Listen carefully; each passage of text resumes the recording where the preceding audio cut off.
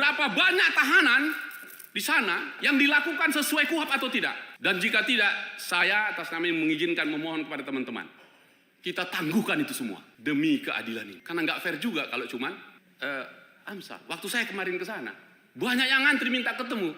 Bukan Amsal saja bang, saya juga. Saya tanya, tadi ini dianggap selesai untuk brownies. Bagi saya tidak. Jadi brownies itu kalau Anda bilang itu bentuk humanis kejaksaan, bukan.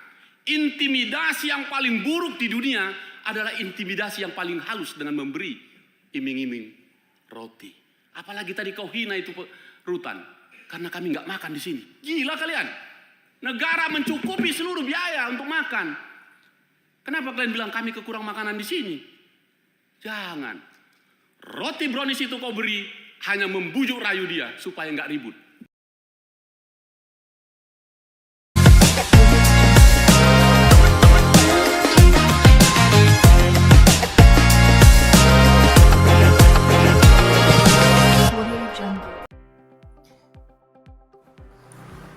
Saat ini DPR RI khususnya Komisi 3 sedang mendapat banyak apresiasi dari netizen, dari publik. Karena rekam jejaknya akhir-akhir ini DPR RI melalui Komisi 3 dianggap dia sangat aspiratif. Ya. Dengan banyaknya pengaduan yang datang ke Komisi 3 DPR RI, kemudian DPR RI merespons gitu ya dengan melaksanakan berbagai macam RDP atau RDPU. Setidaknya dalam kurun waktu 2026 berdasarkan data yang diperoleh dari medsos resmi dari DPR RI, Komisi 3 sudah setidaknya respon dan melaksanakan RDP untuk 13 perkara yang rata-rata itu berkaitan dengan penanganan perkara hukum yang dialami oleh masyarakat. Pantas dan layak Komisi 3 DPR RI ini mendapatkan apresiasi dari publik karena dianggap bahwa ini adalah terobosan baru di saat publik saat ini mengalami sebuah distrust terhadap lembaga-lembaga negara yang salah satunya DPR. Langkah ini setidaknya bisa memperbaiki citra. Wajar citra itu semakin baik karena langkah-langkah strategis yang sudah dilakukan pun itu dianggap ini berpihak terhadap rakyat gitu, atau terhadap masyarakat gitu. Karena kita tahu sendiri bahwa penegakan hukum di Indonesia itu masih menghadapi berbagai macam permasalahan. Permasalahan sekarang soal misalnya diskriminasi penegakan hukum, unprofessional conduct atau sikap tidak profesional yang dilakukan oleh para penegak hukum, gitu ya. Hukum yang berpihak hanya bagi orang yang kaya atau pemilik modal, hukum yang berpihak hanya bagi penguasa atau elit-elit tertentu, gitu ya. Dan dianggap bahwa masyarakat selalu menjadi korban.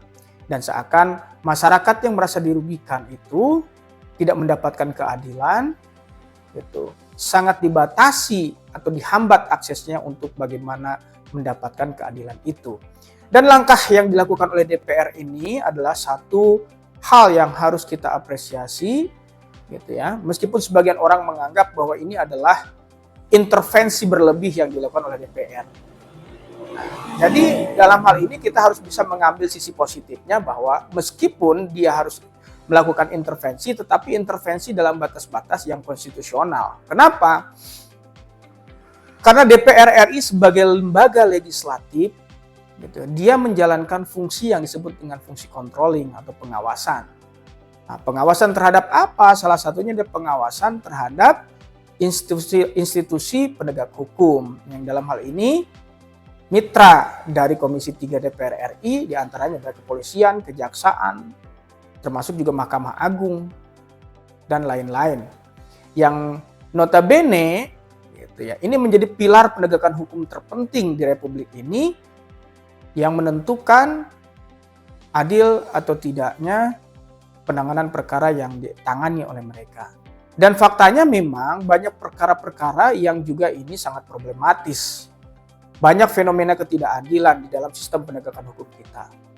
Meskipun ke depan harapannya dari sekian banyak kasus atau perkara yang datang dan kemudian direspon oleh DPR RI ini melalui RDP maupun RDPU, tidak hanya pendekatannya itu case approach atau pendekatan yang sifatnya kasuistik.